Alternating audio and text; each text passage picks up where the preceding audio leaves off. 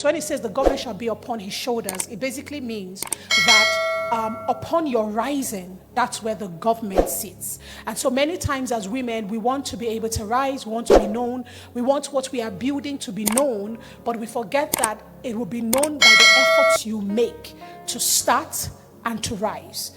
So many times we limit ourselves and we take limitation, or we call, should I say fear?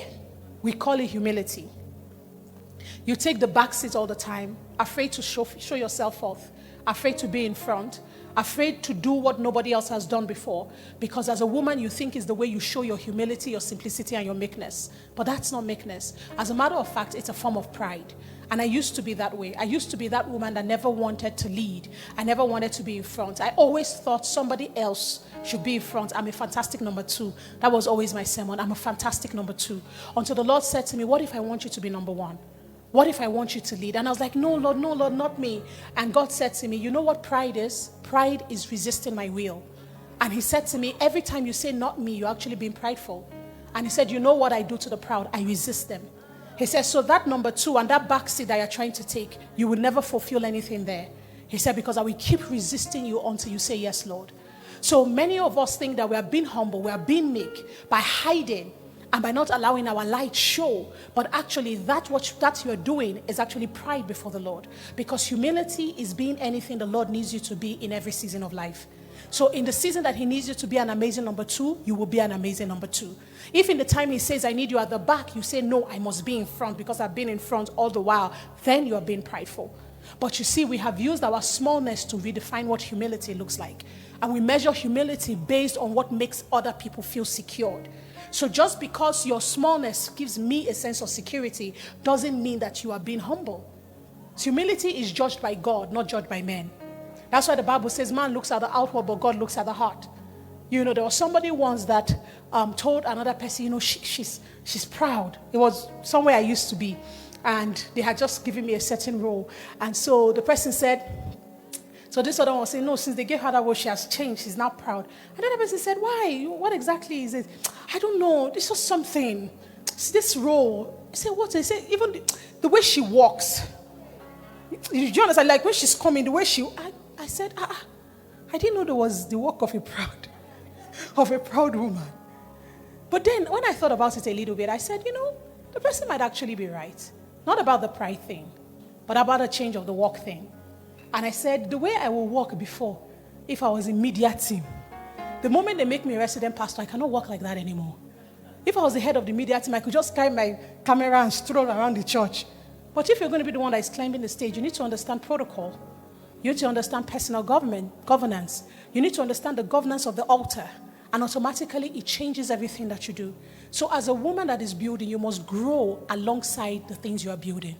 And this is why many times you meet people that are building and crafting, they look nothing like what they've built.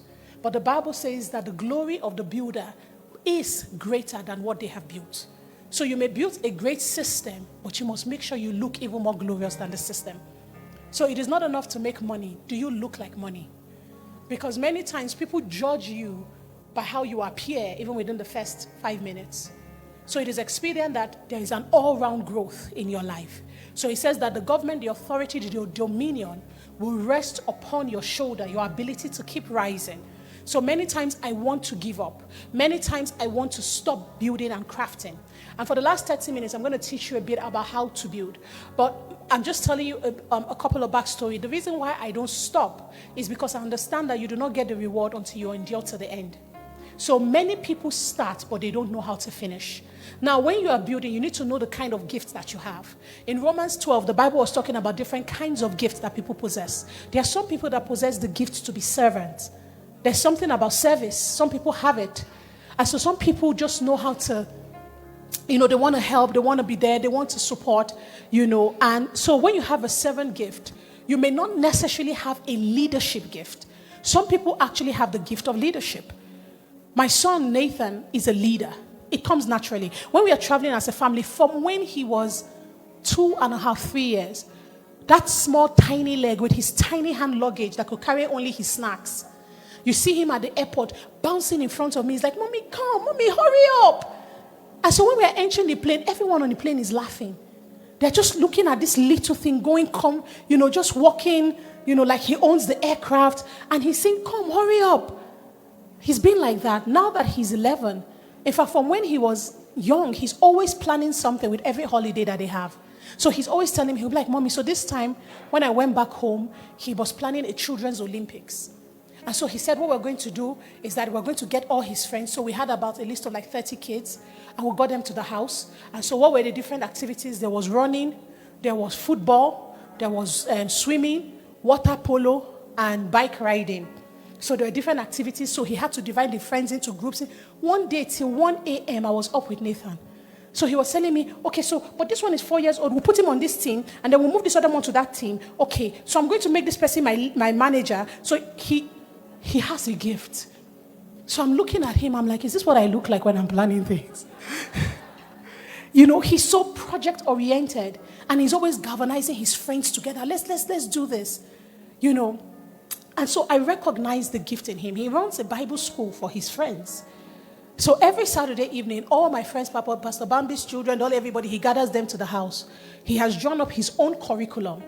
When I saw the curriculum, I said to him, I know you are my son, so you listen to the kind of things I teach. I was like, but you cannot teach children this. Topic number 1, dealing with the spirit of Leviathan. I said, I'm not kidding. Module 2, understanding spiritual cycles. I was like, Nathan, no, you can't teach this.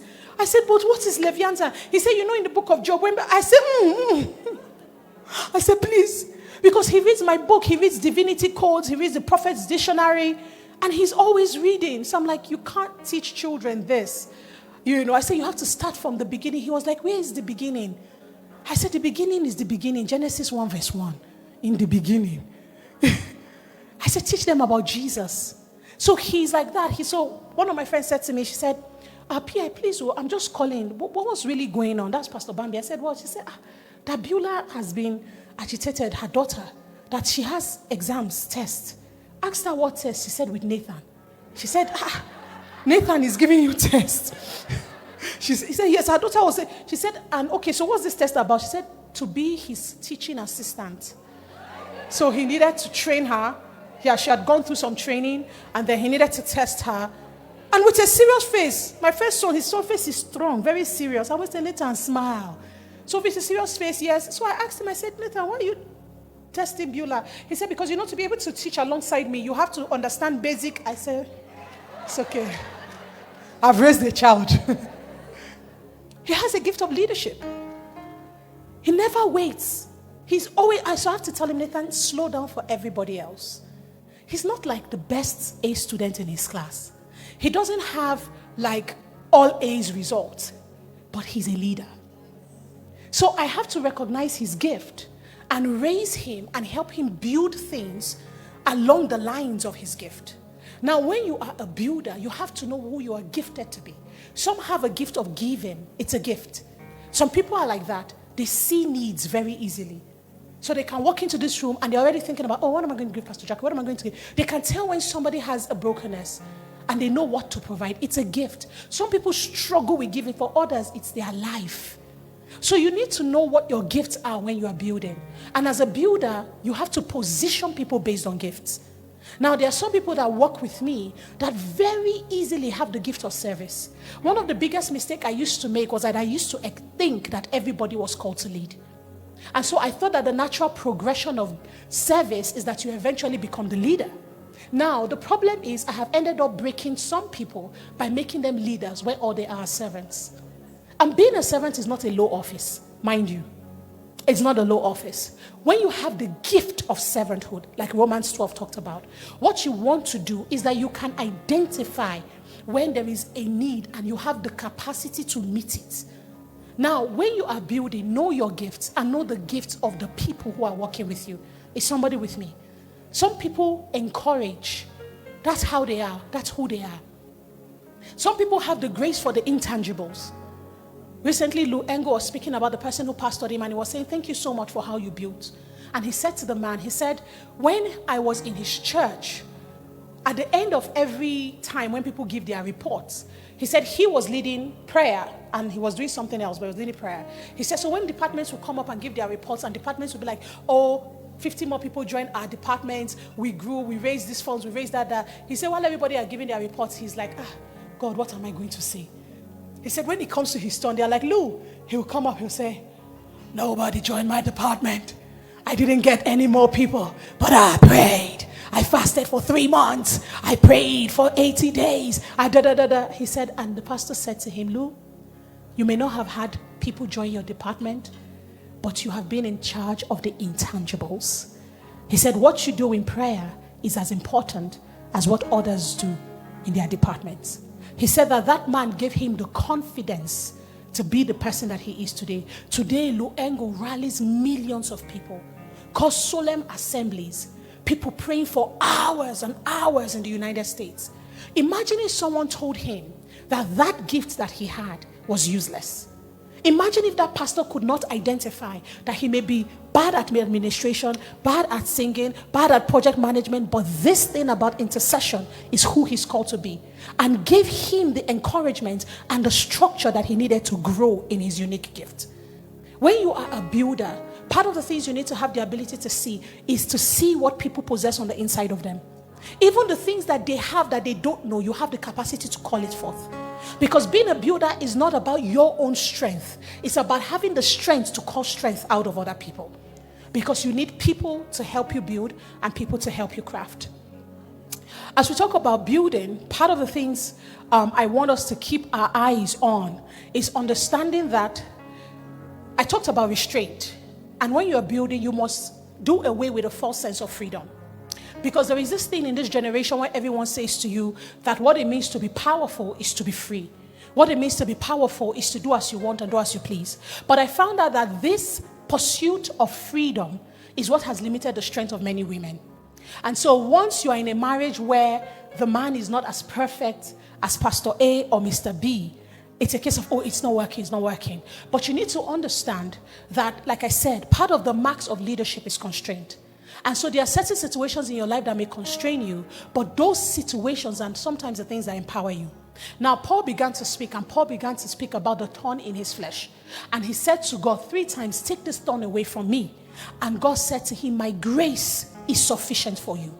Later on, we see Paul talking to the other apostles, and he began to speak about the weight of their labors. And he said to them, he said, I have labored more than you all, but it was not I that labored, but grace that labored with me.